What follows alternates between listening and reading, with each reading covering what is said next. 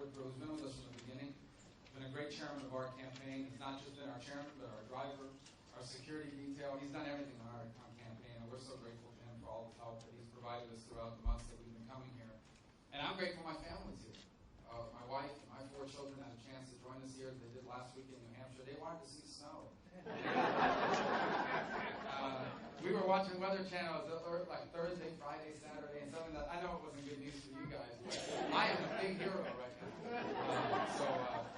And I want to thank you for the warm welcome and the opportunity you've given us to be here today, and all of you for coming. I'm here today because I want to earn your support in the Iowa caucuses. And I do believe that America can be greater than it's ever been. But we have to start by recognizing that's not the direction that we're headed now. And the reason is this. This is the greatest country in the history of the world. It is a nation unlike any other, founded on the principle that our rights come from God, not from our government. On the principle that every human being, because we are equal in the eyes of our Creator, that every single human life is valuable and precious at every stage. And our commitment to these principles led us to embrace individual liberty, which made us the freest people that have ever lived.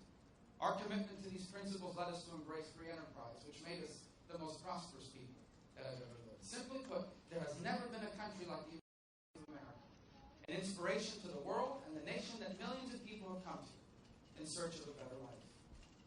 And yet somehow, despite all of this success, there's always been these people in American politics, primarily on the extreme left, that view America differently. They see it as a flawed country in need of radical reform. There's always been people that believe in that. So, for example, they support more government because they don't trust you to make the right decisions for yourself or for your family. They support more government involvement in our economy because they view free enterprise as a flawed system in which only a few people make all the money and everyone else gets left behind, where businesses can only make a profit if they exploit their workers or they exploit their customers.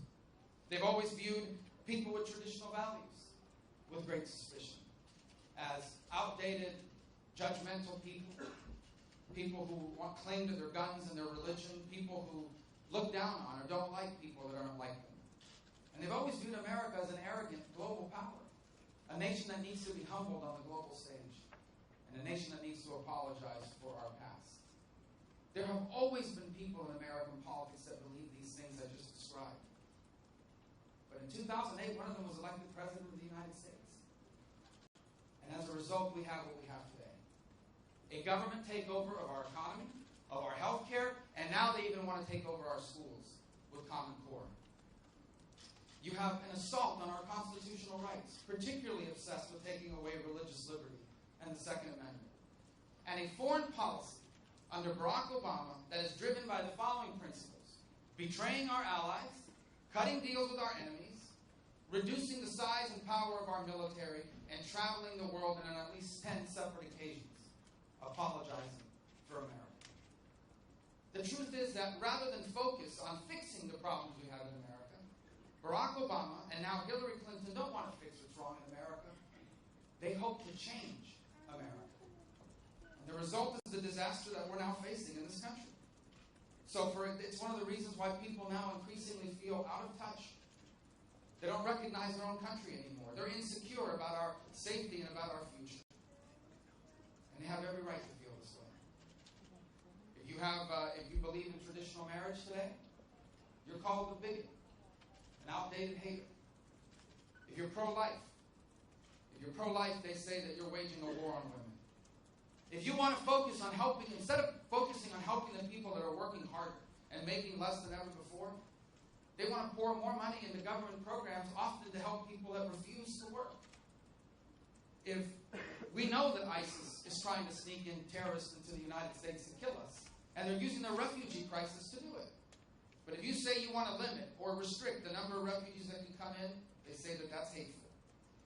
You watch these terrorists around the world beheading people. You got these terrorists around the world killing people in Paris and killing people in San Bernardino. And we have a president that says that the biggest threat we face is climate change. And then, in a world as dangerous as this has become, we face these extraordinary military cuts. Cuts that are going to leave us with the oldest and the smallest Navy we've had in 100 years, the oldest and the smallest Air Force we have ever had, And instead of focusing on funding our troops, we have a president that instead wants to focus on funding Planned Parenthood. Gives that greater priority than funding our troops. This is a systematic effort to redefine America. This is a systematic and organized effort to redefine the role of our government, of our economy, and of our country. And it is what's left people so angry and frustrated. And not just with Barack Obama, with both political parties. This is why 5 years ago, when I ran for the U.S. Senate, and the Republican establishment in Washington came against me, told me I shouldn't run, I ignored them.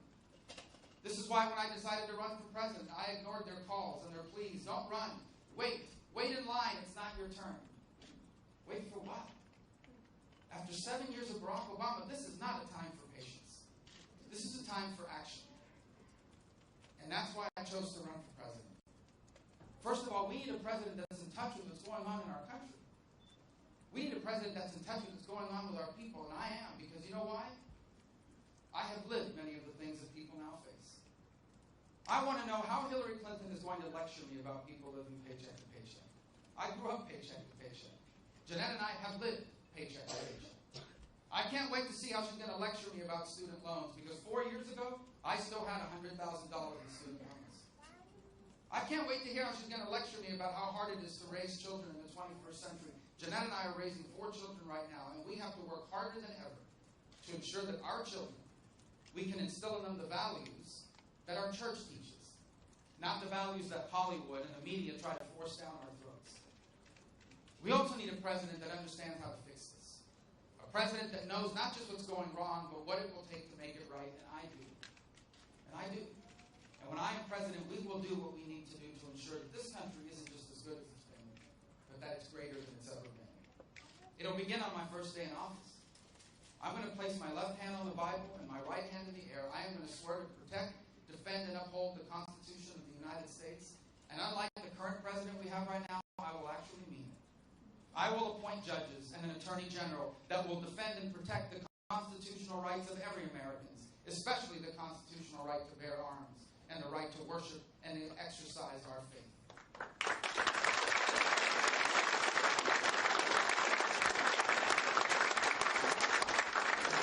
On my first day in office, when I get into the Oval Office, I will immediately repeal all of Barack Obama's illegal executive orders. For example, we are going to roll back all of these overreaches from the EPA. I am going to order an immediate cessation, stop any effort to impose Common Core in our school districts across the country. I am going to cancel immediately any taxpayer funding of abortions overseas. We are going to work on things like, for example, one of the things I'm going to do on my first day in office, I will announce that I am a supporter. And as president, I will put the weight of the president to be behind a constitutional convention of the states, so we can pass term limits on members of Congress and the Supreme Court, and so we can pass a balanced budget amendment into our Constitution.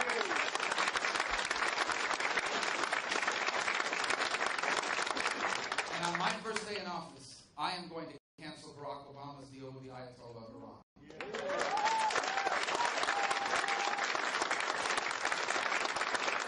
When I'm president of the United States, we're bringing jobs back to America. We're going to fix our tax code. We are going to roll back and limit regulations moving forward. We are going to produce more oil and more natural gas than this nation has ever produced before. And we will bring jobs back into this country. On Obamacare, everyone running for president, on the Republican side I should say, is against Obamacare. But the truth is, I'm the only one running for president on the Republican side that's ever done anything to stop Obamacare. In 2009, big insurance companies cut a deal with Harry Reid and Nancy Pelosi and Barack Obama.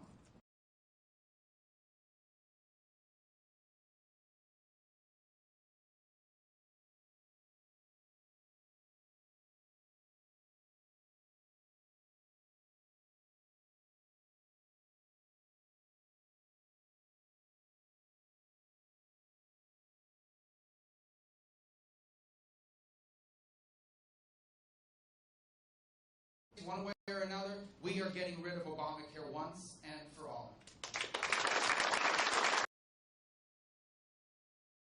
Party that want to continue to cut our military. When I'm president of the United States, we are going to rebuild the U.S. military. Because the world is a safer and a better place when America is the strongest military power in the world.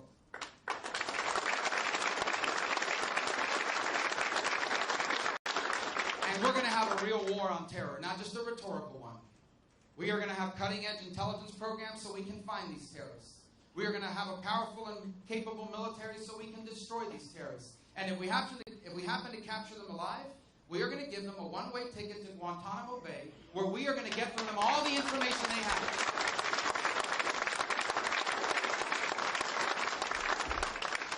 Let me just close by saying this. After 8 years of Barack Obama, we are indeed a great nation in decline. But it doesn't have to be that way. We still have time to fix this, but we do not have forever. That's why in this election we can't afford to elect Hillary Clinton. This country cannot afford 4 more years like the last 8. But we also can't afford to just elect any Republican. You see, this election is not a choice between 2 political parties. This election is a generational choice about our identity as a people and as a nation, about what kind of country we are going to be. I'm running for President of the United States because America owes me nothing. America doesn't owe me a thing. But I have a debt to this country I will never repay. Because America is the exceptional country that literally changed the history of my family. It did not become exceptional by accident. It became exceptional because each generation before us for over 2 centuries did what they needed to do to make this country great. Each generation did what they needed to do to ensure that their children were even better off than themselves. And now the time has come for us to do our part. And in this election, if we can elect a president that will embrace the principles that made us great, if we can elect a president that will lead us in confronting our challenges, but also embracing our opportunities, then I'm here to tell you that in this election, we won't just save the American dream. We can expand it to reach more people and change more lives than ever before. And if we are willing to do what needs to be done, the 21st century doesn't just have to be as good as the 20th century. It can be better. It can be a new American century. And that's why I hope